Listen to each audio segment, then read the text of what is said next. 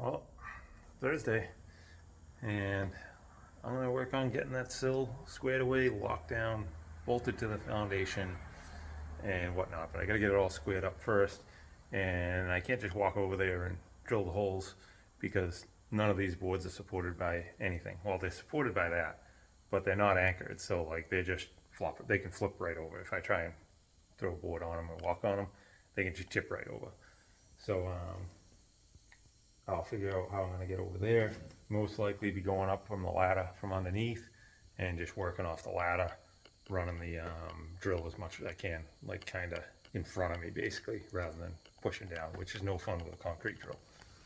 But anyway, so yeah, so I gotta do at least 3 anchors in that front wall, and then 2 anchors in this wall, and then once those are anchored, and because this rim joist has to line up with this wall, which this wall is like fully floating right now.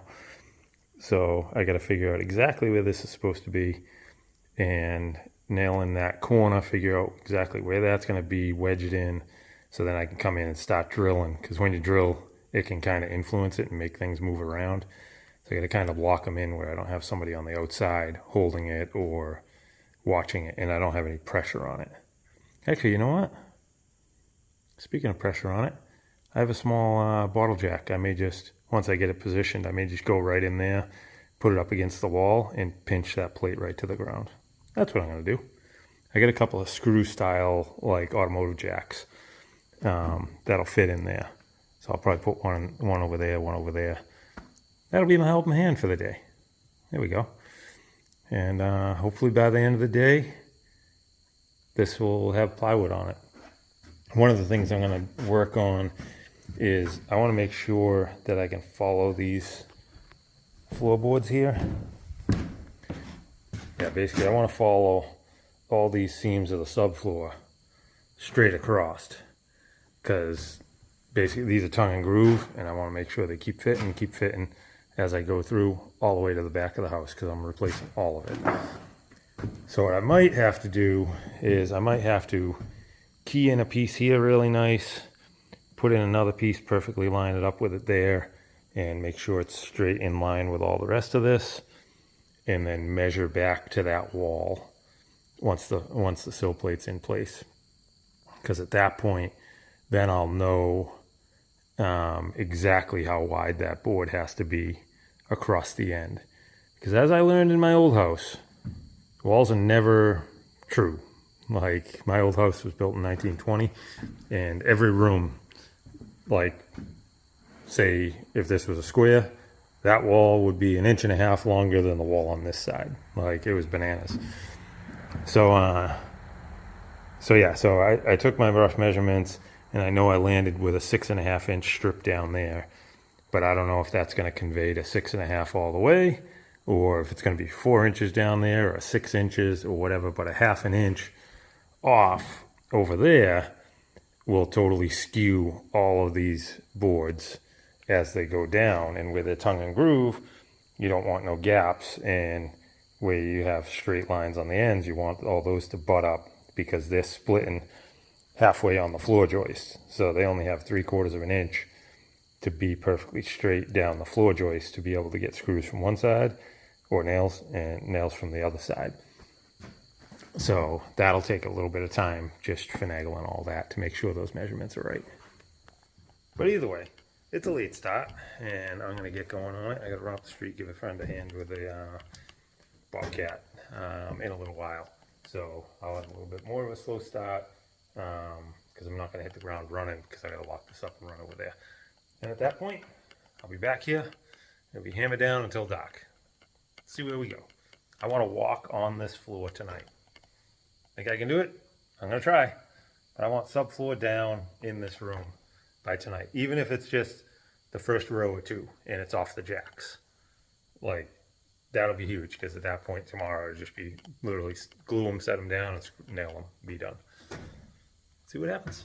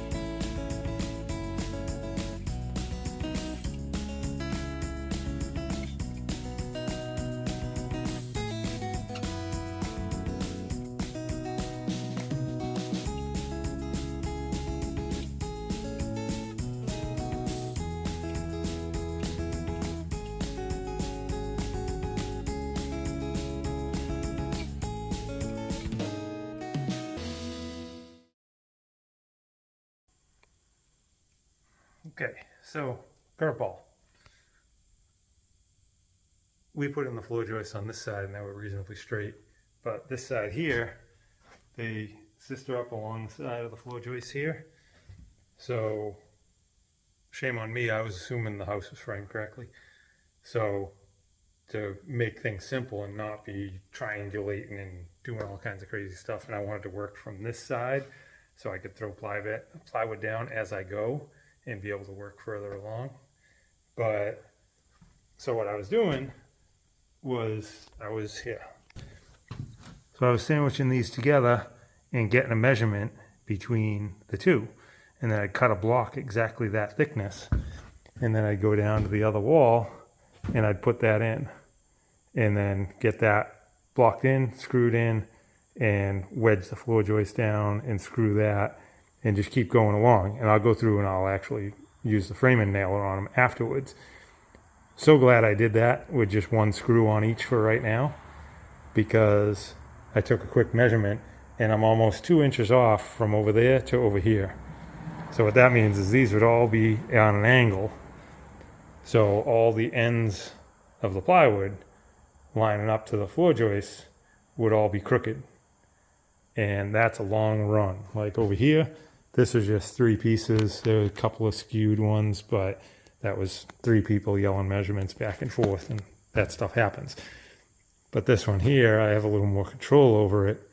So I'm going to back off of this whole project here on this side. I'm going to start from the outside wall.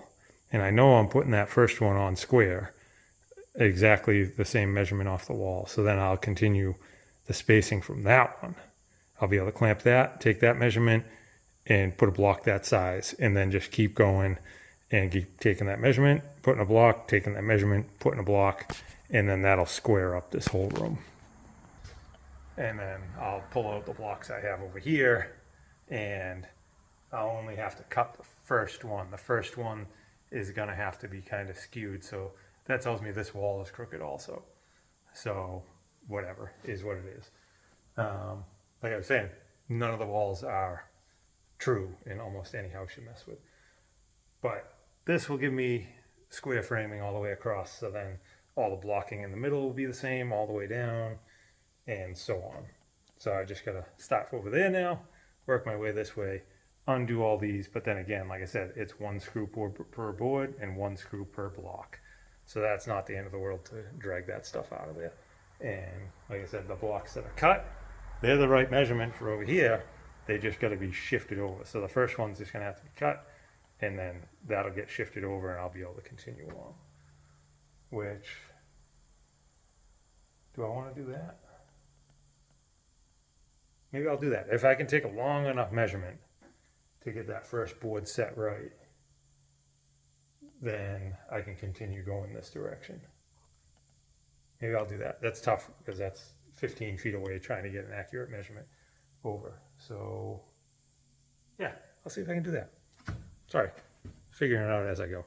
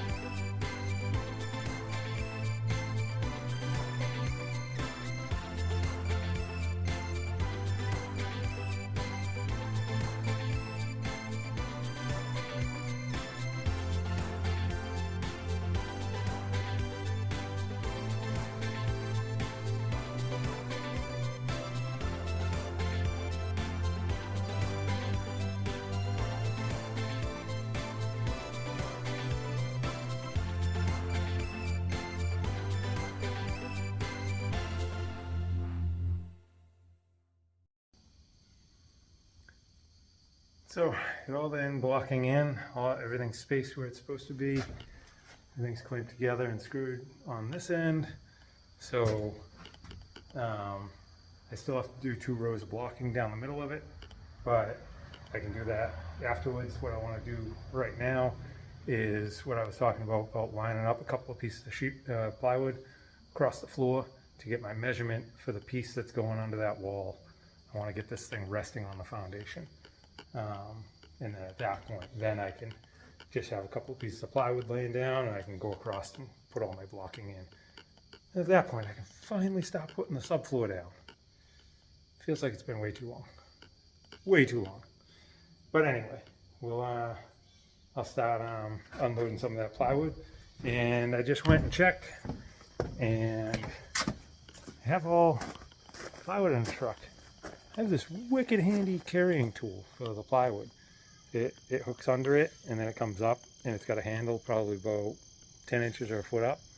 So you don't have to like reach so far down to get the bottom of it, and you can carry it in without bending over, and it gets under the door. It's in the bed underneath all that. I can't get to it till I'm done moving all of it. Oh well. I guess I could try and jack up the back of it, open the tailgate, crawl it. I don't think it's worth the risk. Just gotta lump it around.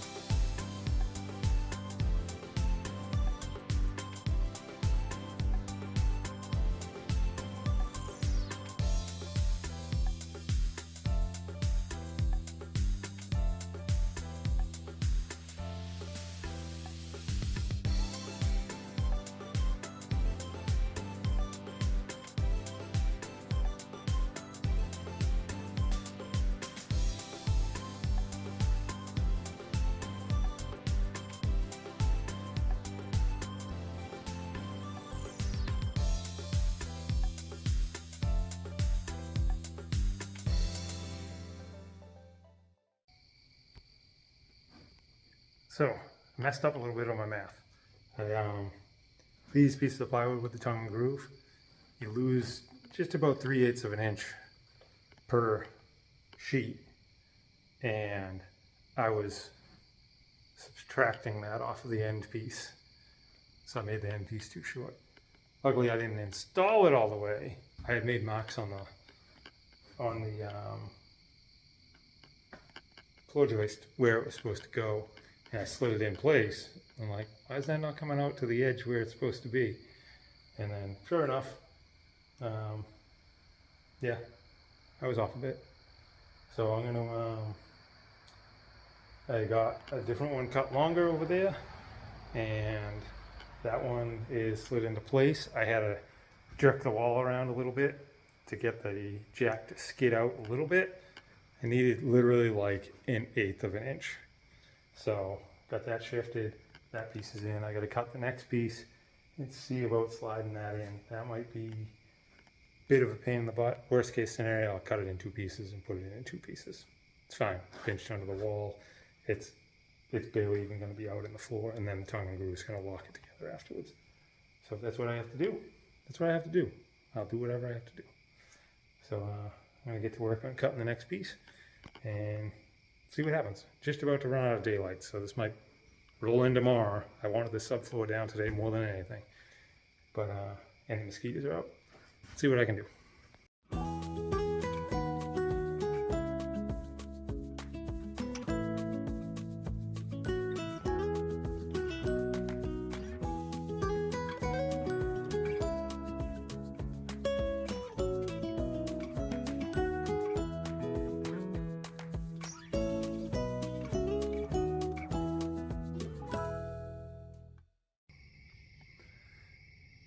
And that is it for the night. Got the right boards cut, got those all in there. 1 screw in each in case if I had to adjust them. And if you look, the jacks are out from under all the planking. So the wall is sitting back on the foundation finally.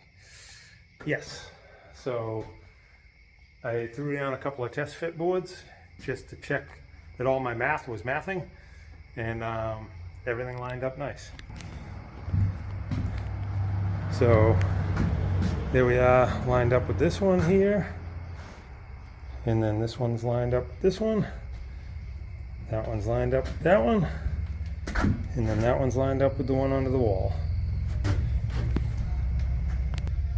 That's pretty much what I'd call a perfect fit. And a lot of people wouldn't bother with that. A lot of people would just rip a small strip, put it under the wall, get the wall attached, and just rip the boards wherever they land and drop them in. And they'd be done way faster with a lot less aggravation. But I really like the tongue and groove setup on these things. So I really wanted one to tie into the next. It's definitely going to be a superior end product as long as you keep all the tongue and grooves going together. So all the extra aggravation in my book, my twisted crazy book, I think is totally worth all the aggravation. And like I said, that'll keep all these floor seams lining up, so the everything should lock in, no squeaks, no nothing. These do have to get cut down to size widthwise so they line up on the center of the stud. And so tomorrow basically I'll be cutting these to size, putting glue down, putting the plywood down, and kind of building this area out. And I'm not sure I'm going to fully tie into that wall just yet, but at least I'll get the bulk of this in. So anyway, thanks for watching. And today kicked my butt. The time-lapse camera battery died a little before here, and it's a cell phone, so I can't swap out the battery. I gotta wait for it to charge, and it went to 0. So even with an extra battery pack hooked to it, it wouldn't even wake up. And usually takes about 5 minutes, and I probably had 15 minutes worth of stuff left. Or that's probably what I thought I had, but I probably had longer. And whatnot. So you didn't see me take the jacks out and whatnot like that. But if you look, I did ratchet strap the walls in because all the walls were pushed out. So before I let it down, I ratchet strapped it in till it lined up with that wall there. And then I had another one here. You can see I had another big lag bolt through there, and I had it tied to one of the stringers here. It's not a boat, it's a floor joist. And I had that pulled in. So tomorrow, when it's not dark out, I'll look at the outside and see if I did everything right. Let's see if everything lines up, level on with all that jazz. Keep your fingers crossed for me. Hopefully I don't have to change anything, and I can just keep continuing on. Anyway, you guys have a good night or a good morning whenever you get this thing. And thanks for taking the time to watch. I appreciate it.